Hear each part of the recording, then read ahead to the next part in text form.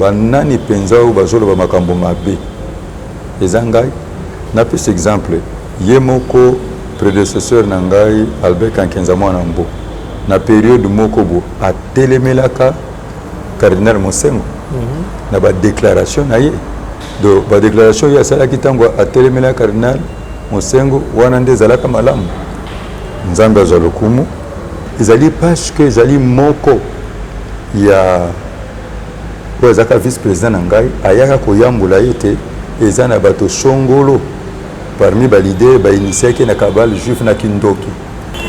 Matondo na bino bozali ebele ya kolanda biso o mokolo mwalelo lisusu topesi bino matondo touti elongo na bandeko ya editorial 7.net ezali coordonné na papa Mangoma koya kokutana lisusu mokolo mwalelo na papa évêque.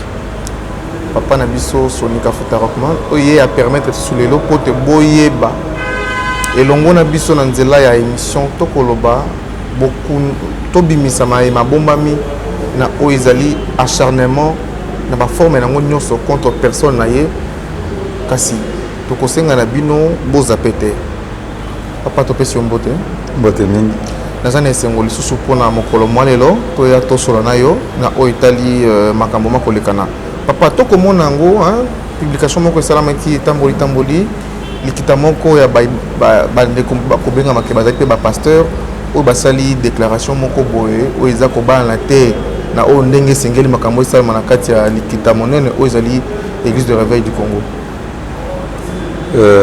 Natondi nzambe oyebi na ngolu ya nzambe nazali moko ya ba pionnier artisan, il y a histoire, il y a réveil et évangélisation dans mboka na biso. Na ba activité nanga évangélique peu spirituelle, nzamba sala que nazali légendaire. Et puis ebotami na œuvre au bazobenga armée de l'Éternel, organisme d'évangélisation. Et armée de l'Éternel ezali na réseau ya l'église locale.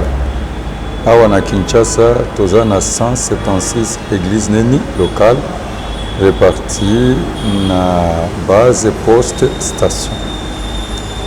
Oyebi Nzambe atie 4 piliers na église. Ezali la communion fraternelle qui est sacrée. Ezali persévérance dans les enseignements des apôtres. Ezali na fraction ya pain. Ezali na prière. Biso nyonso tozali na nouvelle alliance. Oyo nouvelle alliance ezali alliance tozungolu na Nzambe ezali basé sur la justification et sur la grâce. Nzambe za bolingo, Nzambe lingi unité. Likambo na ngina banda na yo, Satana akokaka ko résister te liboso ya vérité. Pe Satana akokaka ko résister te liboso ya amour. Pe bipai vraie repentance na pardon ezali Satana akokaka te. Bomona ki na ba réseaux sociaux, na ba station radio na télévision, groupe ya basali na Nzambe balobi bazali ba membre effectif bango batikali ko destituer ngai na fonction na ngai ya président national représentant légal et évêque général ya église ya réveil du Congo. Acte oyo bango basali eloko ya liboso biso na église ya réveil du Congo tozali régi na statut na biso pe na règlement d'ordre intérieur. Acte bango bapose ezali complot, ezali coup ecclésiastique, ezali putsch po eza na fondement moko statutaire te ni kati na règlement d'ordre intérieur. Bato oyo basali makambo oyo baza na qualité te po na ngai ezali non événement parce que va violer en flagrance le statut pe na règlement d'ordre nini intérieur.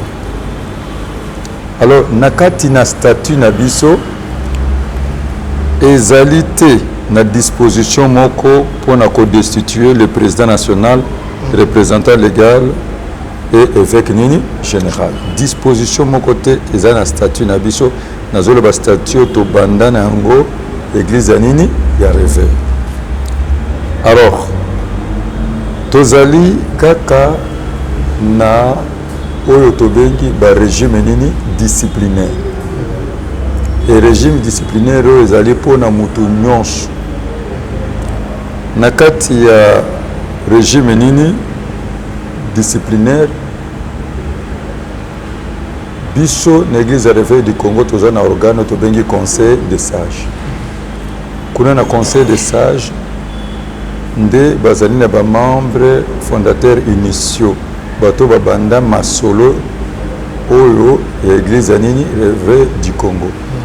Kuna nde tozali na ba membre fondateur, kuna nde tozali na ba membre effectif pe na ba personnalité religieuse. Bango nde kuna bazali na commission ya nini ya discipline. Soki réellement bandeko bazaka na kobanga nzambe na ko respecter statut na biso na bosembo nyonso esengelaki bazwa ba makambo bango bafundi ngai bakende converser yango na conseil des sages. Alors esengelaki conseil des sages et convoqué ngai na commission ya discipline.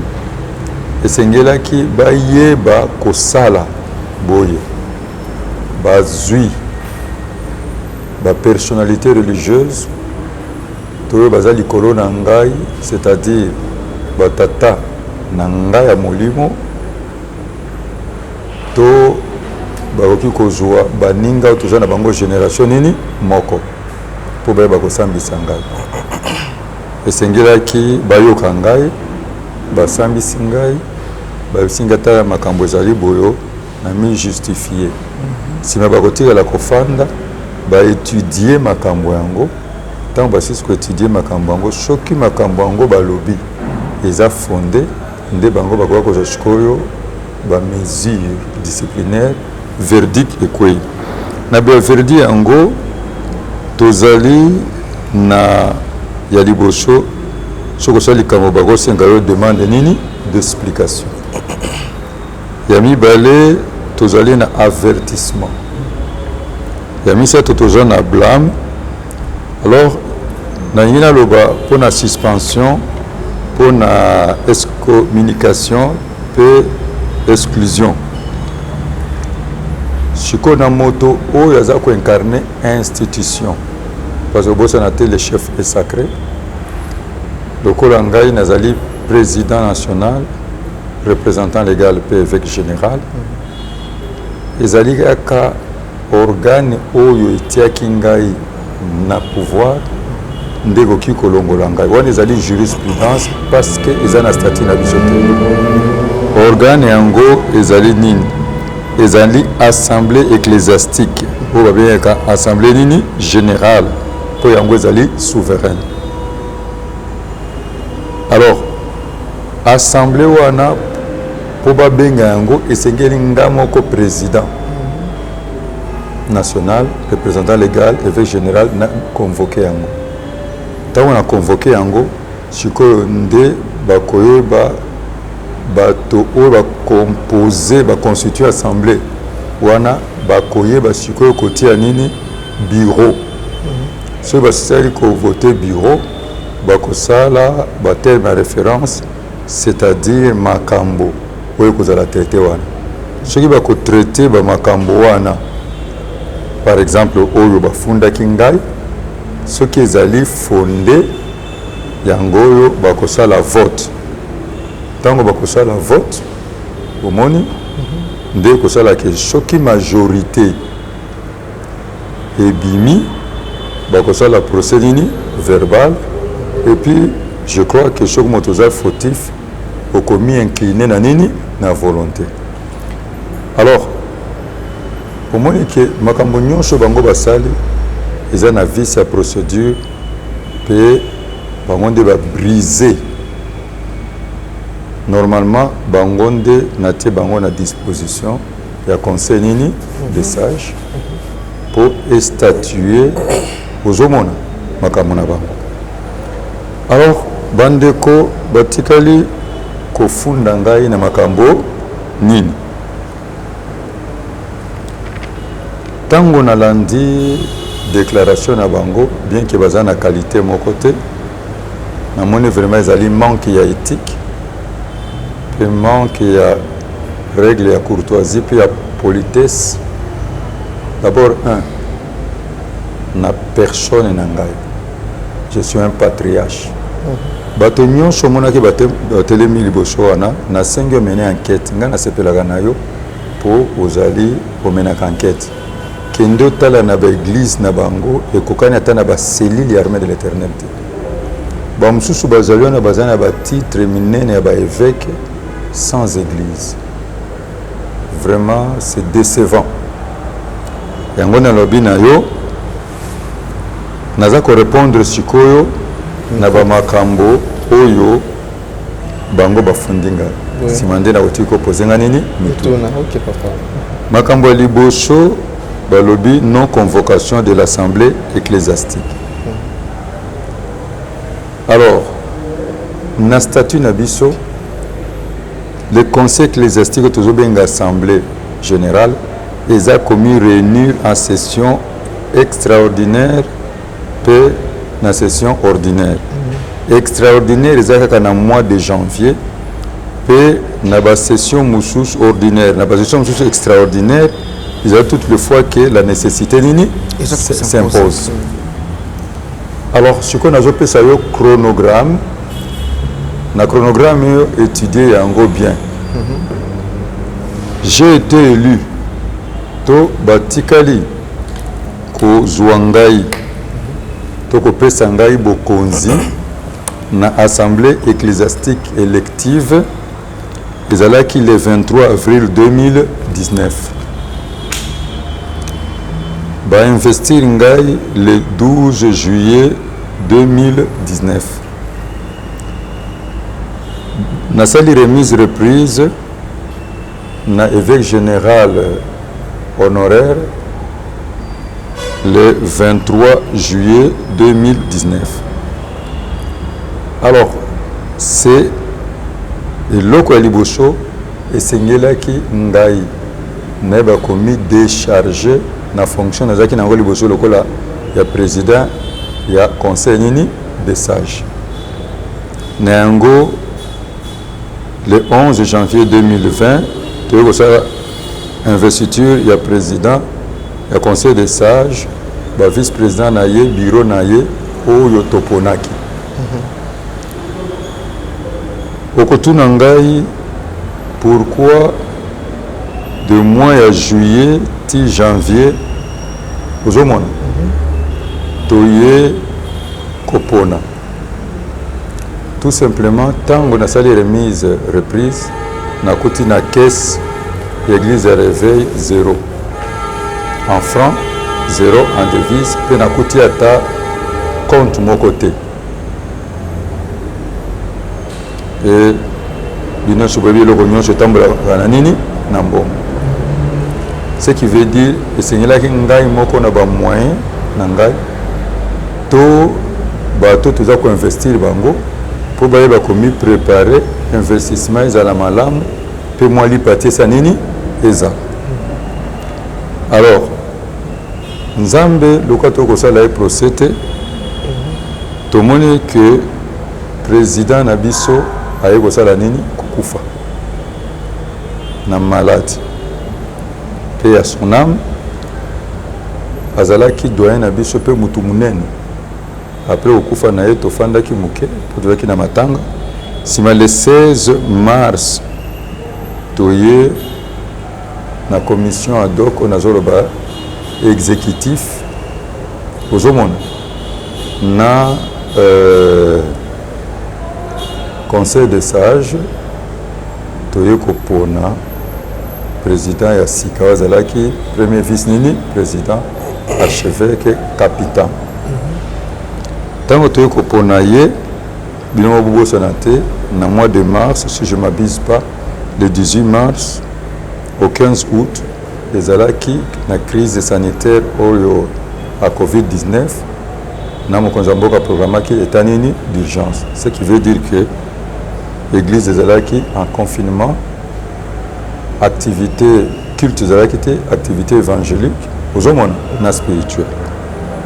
Sikoyo na mituni nakokaki kosala assemblée ecclésiastique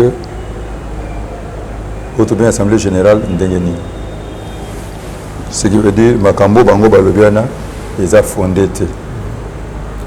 Mais ntango nga nazwi pouvoir eloko ya liboso lokola nakutaki église na état oyo nakutaki na yango natikelaki tosanganaka toujours na Kinshasa na commission ad hoc ezali exécutif na conseil des sages kuna tozokutana na bamembre initiaux tozokutana na bamembre oyo bazali fondateur na bamembre oyo tolobi effectif esengelaki liboso tosala oyo babengaka état de lieu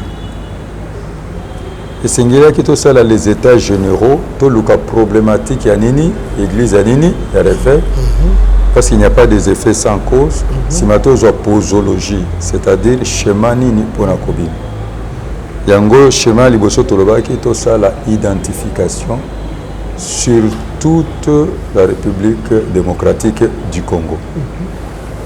Ya koyeba nene aza na église ya réveil pe nene aza na église ya nini ya réveil te pe chaque province epesa biso problématique na bango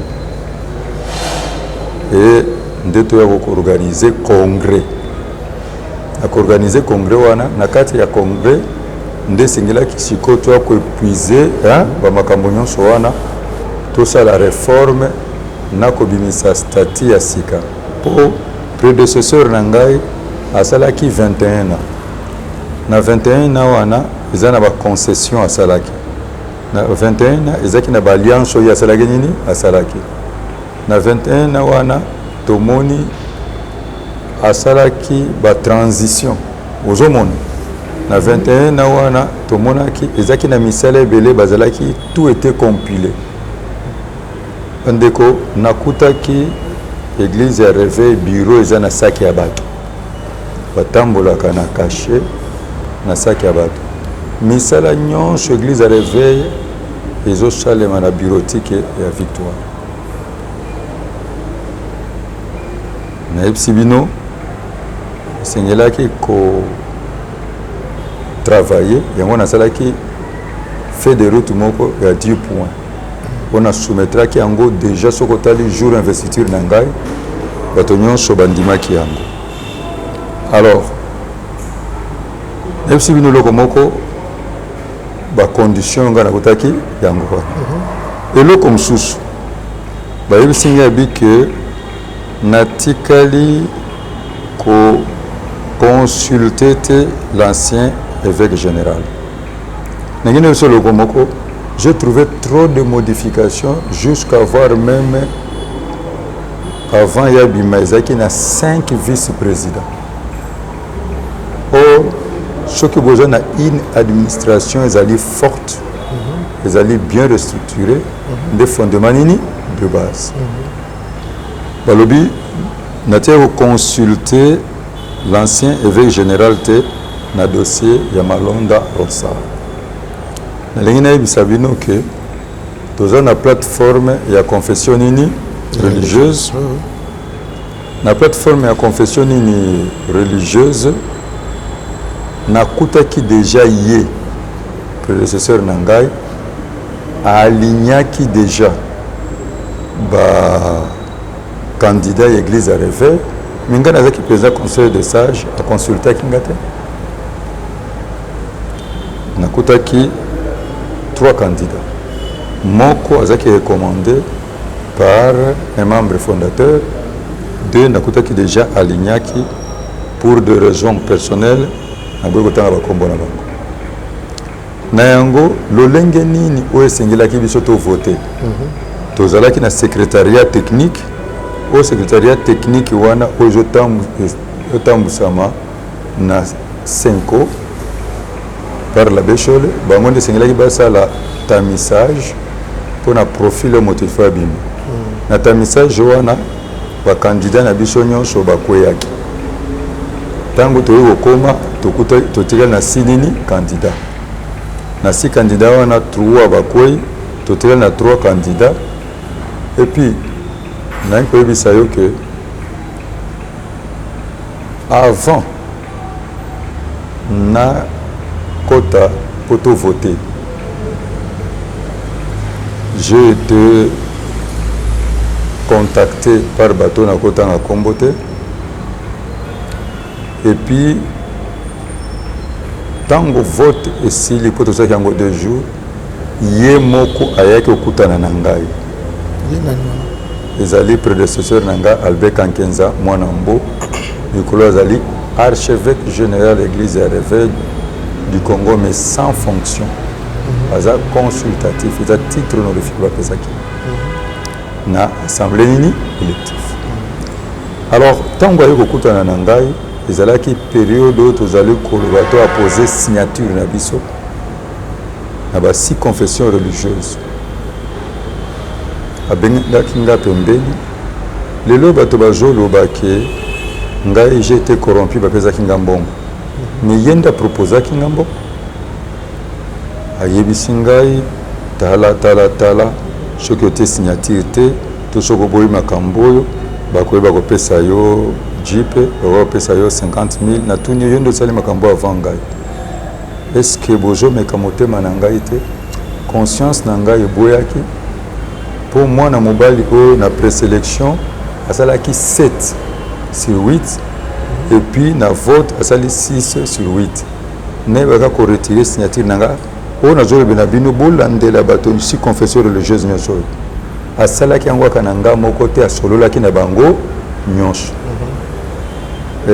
makambo mingi naza koloba na bino awa eza nazoboya kokota na profondeur bocomprendre ye azalaki malade akutaki na hôpital tiaki kokutana na ngai akutani na ngai na sime na biro na biso bato nyonso mpe bamonaki ozomona ekozali wana koloba ke tokolaboraki te nini te ye moko ayebi fai ezalaki wapi mpe bipai nyonso élection ezalaki na bato bayaki kokutana na ngai mpona bamakambo wana natunaki bango na mboka na biso tomoni alternance oyo ezali pacifique civilisé tomoni papa mokonzi ekolo aza koloba état de droit alobi esengeli bato nyonso batosa nini mibeko la justice est au-dessus ya bato nyonso tomoni atie même organe mobimba mpona combattre corruption mais sikoyo abino bozoyebisa ngai bamakambo oyo bomona te bozokende à l'encontre ya mibeko ya nini ya mboka bazosenga réponse babe ezali politique mais na conscience na ngai naboyaki kosala yango nde souffrance na ngai mikolo oyo eloko bazoloba ngai insoumission à la loi de la République. Natikali commis soumettre na loi ni. Namoni papa mon conseil école a décrété qui état d'urgence. Naza moko il y a la confession religieuse on appelle ça qui mot d'ordre que c'est toute l'étendue de la République démocratique du Congo qu'il tenait chez qui est suspendu. Aucune église de réveil n'est une activité évangélique et spirituelle. Toto saki yango. Tango tata mokonja ekolo aiko fungola. Nde place bango bazolo bake nga na telemeli bokonzi. Pourquoi? Parce que na mibeko o gouverneur atiaki ezalaki na mibeko lokola nga naza mokonzi. L'église a réveil et c'est là qui na défendre ba intérêt ya l'église nini ya réveil na basali ba intérêt yango ezaki nini. Ezalaki na des avis oyo biso tomonaki yango ezaki mesure moko impopulaire ya liboso ezalaki ba désinfecter olandanga malamu ba église nyonso na ba service hôtel de ville moyennant 200 000 francs 100 000 francs 60 000 francs yo moko yebi ete église euti na confinement pendant 5 mois. Crise sanitaire et entraîné crise économique et sociale. Oshiko yebi sangai, le pasteur va kozambongo wapi. Ensuite, on a aussi réfléchir, mais quand même l'église est foyer où il faut transmettre Covid-19, mais le foyer mususu ezali lokola marché, lokola ba prison, plutôt lokola ba bar, ba cabaret. Ozomona ba terrasse, ba bus ya minene, ba taxi bis, ba taxi, bipa bato baza kosa nini, baza komi confiné. Mais pourquoi batikela ki kosa nini ko désinfecter yango te. Tango totelemelaki yango pour le bien-être de l'église yango bafundi ngai balobi ete na telemelaki mibeko ya nini ya mboka. Ya mibale oyo balobaki ete ba soda bakota na nini ni église. Pour surveiller, sur observer les mesures barrières. Dans l'habité, les policiers sont en uniforme et ils ont la dérapage. L'église est le lieu de foi. Ils ont les lieux sacrés. Il y a un moment qui est solo, le président, le Mokonzi, il y a la police, il y a la ville de Kinshasa. Il y a une chose qui trouver qui terrain d'attente, binomoko bomoni. Tolobaki batinda ya biso ba policier en tenue civile ozomona pe tosengaki bato nyonso ba respecter ba mesures barrières na yango ye moko pe général Silvano Kasongo atikalaki ko féliciter biso na mokolo tolobaki bi 90% ya l'église nyonso respectaki baka isolé ko za ba 10% mais to moni semaine elandeli bato nyonso basandika nini ba respecter voilà na ebité pour na bino soki na telemelaki mibeko ya nini. Alors, balobi sortie médiatique conflictuelle en dévoilant le secret de la délibération. Les propos du courtois on utilisait qui tant on a qu'un président sans lobby qui c'est une figure, je vais m'expliquer. Oyebi, pourquoi on a celle qui sortie médiatique? Parce que tous qui oui confession religieuse ou totikala qui ça la faute, mais deux confessions religieuses tango babimi, baloba ki makambo zali à lokuta, balobi to vota quitté, puis balobi ki zaki na rumeur ya nini ya corruption. Rumeur wana ya corruption na ebité na tia corruption, yango do mona ki le sala qui était ba militant ya IDPS tango wasali marche na bango et allié bayaki ba vandaliser l'église, ba piller yango. Motema nangé ko sepelate pour ne pas quitter ba auteur intellectuel et là qu'il les deux confessions religieuses wana. Ce qui ba lobaka makambo wana te so ba lobaka tate ke to vota quitter, hein, de prononcé. Makambo ba lobaki wana yango des conséquences na yango. Alors na ko ko sepelate. Nangina joie eloko msusu. Na homélie, na ba déclaration ya ba confession religieuse mosusu vis-à-vis des pouvoirs banani penza oyo bazoloba makambo mabe eza ngai napesa exemple ye moko prédécesseur na ngai Albert Kankenza mwana mbo na période moko bo atelemelaka cardinal Mosengo na ba déclaration na ye do ba déclaration ya asalaki ntango atelemelaka cardinal Mosengo wana nde ezalaka malamu. Nzambe azwa lokumu, vous connaissez la vérité vous affranchira. Alors toujours kindeke propos bango balobaki bandeko mokonzi ya ekolo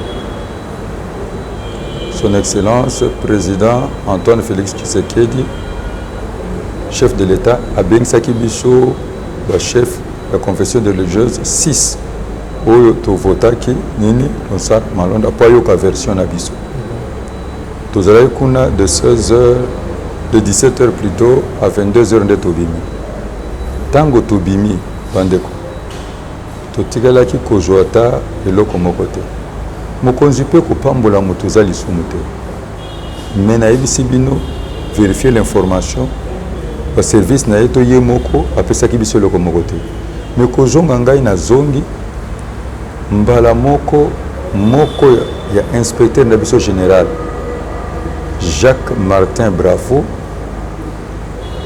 aye koloba réunion tofandi ba confession religieuse bayebisi nga alobi ke moto na yo Jacques Martin Bravo alobi na moto songolo ke yo honorable Kabundu azali président ya UDPS aremetaki jour wana $25,000 osignaki pe signature na yo ezali nalobi honorable Kabundu azali so otali kombo wana akozwa ndeko na ngai mpona okaka swahili na ye eza biso ya katanga esozoli na malamu me ngai na ye totikana komona na bote kosolola te depuis nakomi na Kinshasa depuis apa yakomi na nini na Kinshasa kaka mokolo investiture na ngai nde équipe na ye bayaki kofélicite ngai bokende kotuna ye aza mokonzi munene ayebisa bino soki ye apesaki ngai mbongo oyo oyebi eloko wana ezali intoxication munene bino oyo bomonaki baécrit mosusu ebimi ke tokendeki na Kingakati bapesi ngai $1 million eza koexpose mutu nyonso ezali lokuta. Alors ntango ngai nabimi makambo nyonso bazoloba euti na soi-disant baconseiller ya chef nini de l'État soki solo soki lokuta nayebi te so bazokosela bango to bazoloba nini solo yango nalobiki ngai nazalaki kuna natikali kozwa eloko moko te nalobi figure oyo nakendeki kaka 3 fois na toilette natikaki masuba na ngai ozo comprendre eloko ezali wana. Alors pourquoi bato bakoki kokosa et puis nazomituna tozalaki 6 confessions religieuses pourquoi kaka nga ponga pe nazaka na voix oyo nini moko. Alors nanyi koyebisa bino eloko mosusu na makambo nyonso ekomaki na crise autour personne ya Consart Malonda bandeko corps diplomatique bakutanaki na ngai bakutanaki presque bango nyonso bakutanaki na ngai na bamosusu mpona opesa biso nini toli ezali akarité na mboka na biso papa mokonzi ya ekolo na président honoraire batindaki biso autorité moko munene boyebi olenga nkoyi ayi pe kopesa biso toli totelaki koyamba balaïque ya baconfession religieuse nyonso basalaki biso memo na bango toyambaki bamama basalaki biso memo na bango toyambaki baassociation nyonso société civile mpe toyokaki tolia basali na nzambe mosusu. Je crois que bipai nyonso bando kende d'un commun accord biso nyonso tolobaki ete esengeli toyeba kokutana tosolola mpe responsabilité ezali nini partagée. Équipe na biso technique secrétariat technique babandaki déjà kobongisa makambo oyo ozomona ti lelo oyo tozali kozela président ya Senko abenga biso akobenga biso tofanda tosolola. Je crois que bolandaki presque maloba basali na nzambe nyonso tolobaki makambo oyo ekozongaka lisusu te na plateforme ya baconfession nini religieuse. Est-ce que vous avez un malamu? Pe tolobaki tokozonga toyeba kobongisa soki l'État asengi biso tozongela lisusu tozwaki déjà badisposition que chaque confession religieuse a sala première tamis la sélection epai na ye mais a présenté kaka 3 candidats au bazali ba meilleur nsima tokoki mpe kobimisa motu na profil oyo ekopesa kimia na bato nyonso. Sikoyo nayebi te mabe na ngai ezali wapi, donc bango basepelaki ndenge babuki église oyo ndenge bavandalize yango. Bayebisaki ngai boye bato bazoutilize trafic influence ya kombo ya papa ya mokonzi ya ekolo, bazoutilize trafic influence ya bato bazobenga bango baconseiller ya papa ya mokonzi yango. Moni ntango bazosala tournée na bapaster nyonso nakotanga kombo pasteur Jean-Marie Kapafule Kajamar oyo azali évêque principal église ya Réveil province ya na Kinshasa. Bipai nyonso azotambola naza na bapreuve ayebisi bato alobi ke papa mokonzi ya ekolo abetaki loboko na mesa alobi ne veut plus que sonika futa azala na mutu ya nini église ya nini ya Réveil. Tant makambo komi pa na nga na vérifier ba information ye moko alobi yango te na bato nyonso ozomona basali ba campagne oyo po bazwa nini oyo bazwi kutu confiance basali na Nzambe ebele na bana mosusu bamanipule bango mpona koyebaki makambo oyo euti na au sommet.